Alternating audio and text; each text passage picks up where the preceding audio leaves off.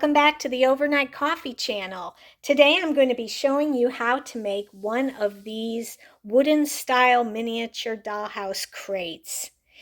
14 of them have a food category that is written on either side, and one of them is plain for your own creative idea, or maybe you'd like to keep it plain.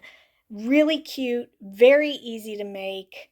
Several different categories, perfect for a miniature general store or a farmer's market, or maybe you have a rustic farmhouse style or cottage style dollhouse. Just a really cute little piece of decor that you can add to any miniature setting that you feel would fit this theme. So let's get started.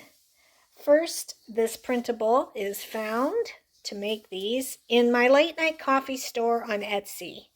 It has a diagram and instructions on one of the pages, and then the other two have the templates to make each one. I use cardstock.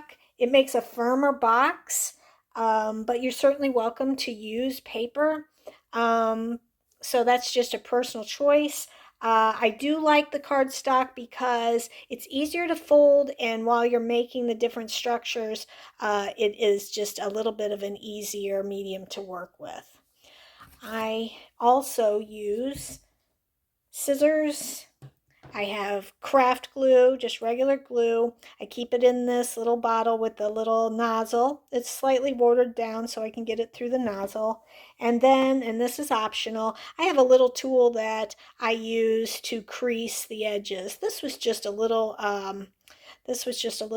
clay tool that I had, and it just works really well. I like a firm edge. It makes it very easy to fold and then construct whatever you're working on, but in this case, these little boxes. So that's what I use.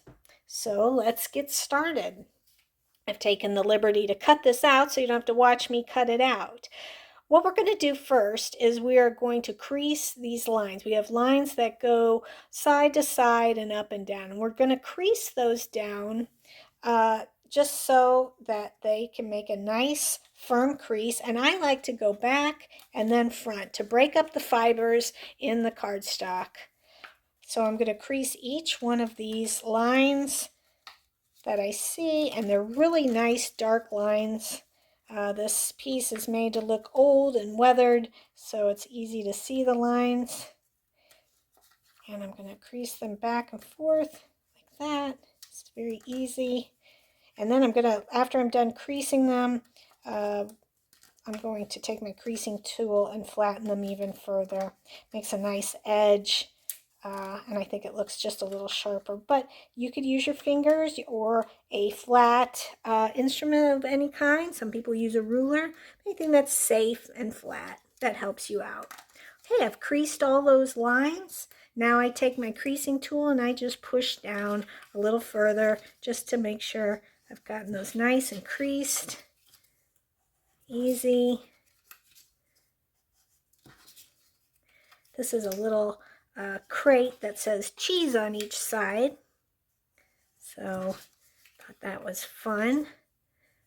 There are several categories, like I said, that are on each box, except for the plain one. All right, there we go. All right, then we take your scissors, and you have some little lines right here. You're just going to cut little the tabs right here. And again, this is on the instructions on the printable itself. Cut that little tab. You flip it over, again, holding it horizontally towards you, and cut this tab and cut this tab. There you go. Those are the tabs that will be holding the bottom of the box. You take your glue and you put a dot on this tab, on the tab, the brown part of the tab, on that, and fold it inward like that. Just fold it inward, and on this side, fold it inward. Pinch it to hold it, making sure that those sides are squared on the outside as well, that the tab on the inside is nice and even. As you can see, nice and even.